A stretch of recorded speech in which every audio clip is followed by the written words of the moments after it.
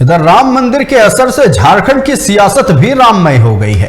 क्या सत्ता पक्ष और क्या विपक्ष, हर कोई ढोल पीटकर खुद को बड़ा और सच्चा राम भक्त बताने में लगा है।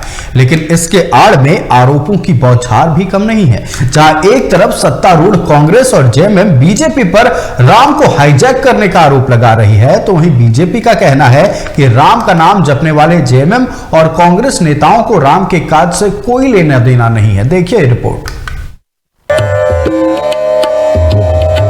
पूरी अयोध्या नगरी रामलल्ला के स्वागत के लिए पलक पावरे बिछाकर टकटकी निगाह से सिर्फ और सिर्फ 22 जनवरी का इंतजार कर रही है और देश के बाकी हिस्सों में दीपावली मनाने की तैयारी है। तो सियासत भी न राम से छूता है न राम नाम के असर से। यहाँ हर रोज 22 जनवरी जैसा ही है। यहाँ हर रोज दीपावली है। यहाँ हर दिन पटाखे फूट रहे हैं। अयोध्या से 230 मील दूर रांची में भी राम को लेकर सियासी चालीसा गाई जा रही है, लेकिन सबके दोहे अलग अलग हैं। हेमंत सरकार के मंत्री और जेएमएम के नेता मिथिलेश ठाकुर भी खुद को राम भक्त बताने को मजबूर हो गए। उन्हें इस बात की टीस है कि बीजेपी राम को हाईजैक कर रही है। हम भी राम भक्त हैं बहुत, और कब इस अयोध्या में रामलला का मंदिर बनाने का कब उसका भूमि पूजन हुआ था, शिलान्यास हुआ था, इसका इतिहास भी लोगों को देखना चाहिए। लेकिन जिस तरह से भारतीय जनता पार्टी के लोगों के द्वारा प्रेटेंड कराया जा रहा है, ये कहीं से उचित नहीं। विभिन्न माध्यमों से, मीडिया के माध्यमों से, तो ये इसको राजनीतिक एजेंडा नहीं बनाना चाहिए। 3 महीने पहले ही खुद को राम भक्त करार दे चुके स्वास्थ्य मंत्री और कांग्रेस नेता बन्ना गुप्ता कहते हैं कि राम के लिए उन्हें किसी न्योते की जरूरत नहीं। उन्हें बस इस सवाल का जवाब चाहिए कि प्रधानमंत्री ने अपनी पत्नी को क्यों छोड़ा।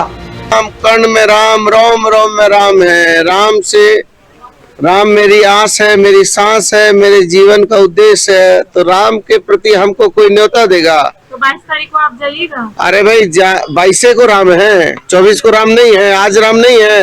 अरे कर्ण में राम, मन में राम, अभी भी तो राम है।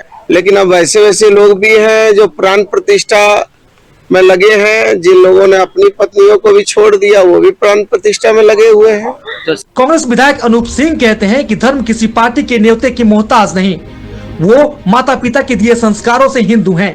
किसी बीजेपी पार्टी के इनविटेशन पर हम अपने धर्म का प्रचार नहीं करते। हम अपने धर्म का प्रचार अपने माँ बाप के संस्कार से, अपने माँ बाप के सीख से, जो हमें बचपन से देते आए हैं, उसी के तहत करते। एक समय खुद को सेकुलर बताने वाली कांग्रेस और जेएमएम अब सुबह शाम राम नाम जपने लगे, तो राम के नाम पर दुनिया की सबसे बड़ी पार्टी बनी बीजेपी कैसे बर्दाश्त कर सकती है।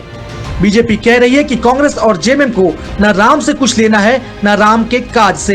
स्थिति में बहुत सारी ऐसी शक्तियां हैं जो कि भारतीय जनता पार्टी या फिर जो अन्य संगठन इस आंदोलन की अगुवाई कर रहे थे, उनके ध्यान भटकाने की कोशिश करेंगे।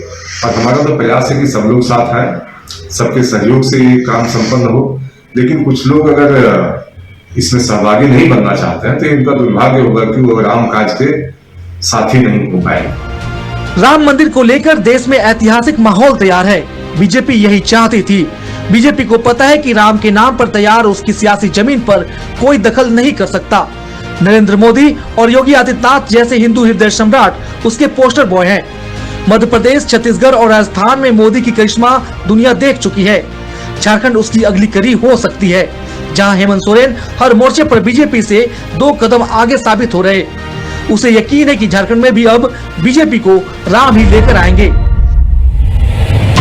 रांची से टीवी 45 के लिए धनंजय मंडल के साथ